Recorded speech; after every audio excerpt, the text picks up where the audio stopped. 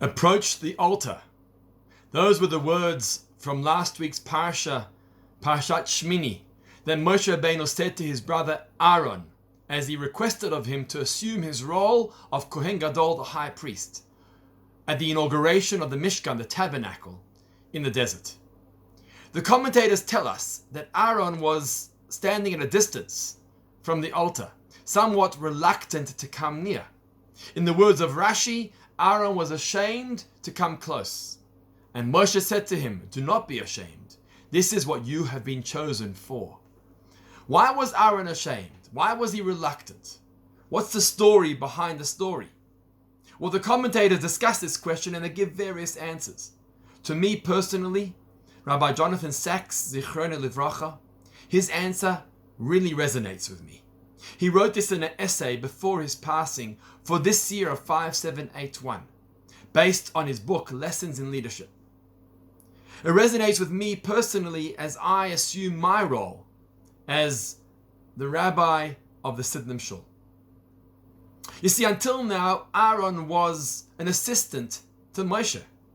And now he was being asked to step up to a senior role, to the senior minister of the Mishkan, the tabernacle. And naturally, he was nervous, somewhat ashamed, a little reluctant. Leadership is not child's play, he said to himself. Until Moshe Rabbeinu, his brother, approached him and said, "Do not be ashamed. This is what you have been chosen for." That's the first story we read about in the Parsha of Shmini. Interestingly, we have a second story, another story, with a very different storyline and a very different lesson to that of Aaron. It's the tragic story of the passing of Nadav and Avihu, his two sons, as they offered up a strange offering in the Mishkan, in the sanctuary, on that same day. And the fire that should have consumed their sacrifices actually consumed them too. And they died there and then. What exactly did they do wrong that they deserve to die? This is also asked by the commentaries. But once again, personally for me, Rabbi Sachs's answer resonates. Aaron's two sons were the exact opposite to their father. While he was reluctant and ashamed to take on this new leadership role, they were gung-ho and somewhat maybe too eager to exercise their new positions of leadership. Carried away by their enthusiasm, they did something wrong. They offered up an offering that wasn't called for. They overstepped their boundary and did something that they were not invited or commanded to do. And so, devastating, tragically, they passed away. These two stories of Aaron on the one hand, of Nadav and Avihu, his two sons on the other hand, actually portray two challenges that leaders must overcome. The first challenge is the reluctance to lead. Why me? Why should I get involved? Am I capable for this job? Will I do a good job? Surely there are other people who are more qualified than me for this role. This is in fact the same approach that Moshe Rabbeinu, Moses, had when he was called on to be the leader of the Jewish people and to free them from Egypt. Surely there is someone else more capable than me, he asked God.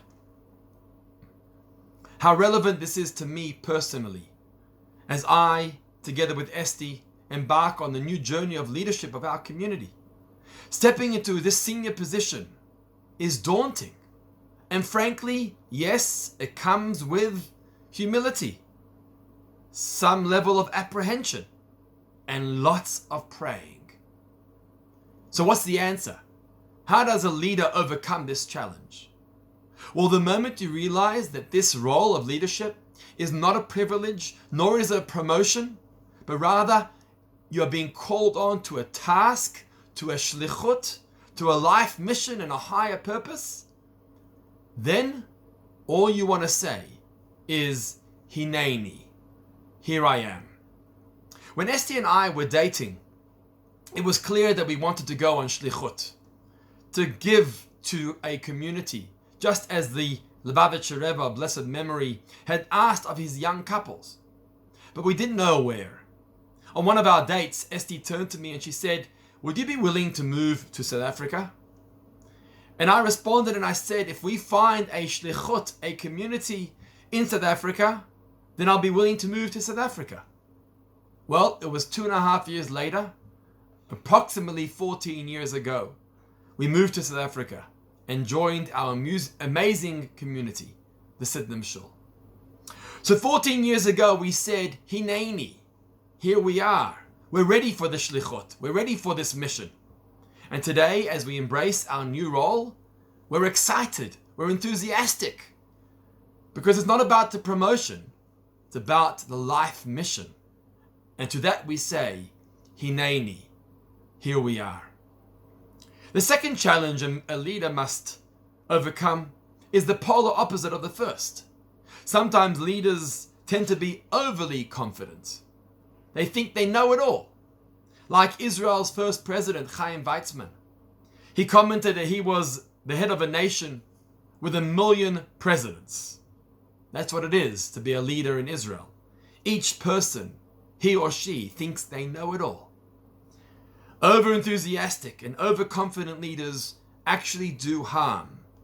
Cautious and considerate judgment is an important tool in a leadership role. Nadav and Avihu made this grave mistake. They rushed too quickly and they were overly confident. You see, Chazal, our leaders, our rabbis teach us, Ein melech b'lo am. There is no king without a nation. There's no prime minister or president without the people's support, as we see today happening in the state of Israel. And there's no rabbi without a community. Each and every member of the community plays an integral role in communal life. One role is not more important than the other role. And when we assume a position of leadership, it's not a promotion, it's not a position larger than anyone else's, but rather it's a shlichut. It's a message from God. Personally, for me, I don't see myself as the rabbi or leader and the rest of you as congregants. That divide is too great. Rather, I see us all as partners. We work together with a communal goal, ensuring the stability and the success of our wonderful community, fulfilling the role that God has given us, the shlichut, the message that God has given us. And to that we say, Hineni, I'm ready. Here we are. I hope and pray that these two messages of the parsha, of Aharon and of his 2 sons, remain with me for a long time as I embark on this new journey of communal leadership together with Esti and our children.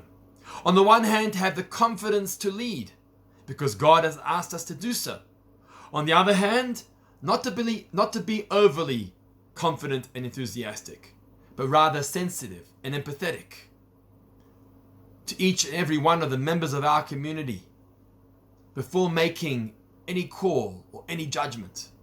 May we together continue to build our beautiful shul and community, both in quantity and in quality, for many years to come. And may we merit to the godly Shekhinah that it should rest in our shul, just as it did in the Mishkan, in the tabernacle, in the desert. Hineni, here we are.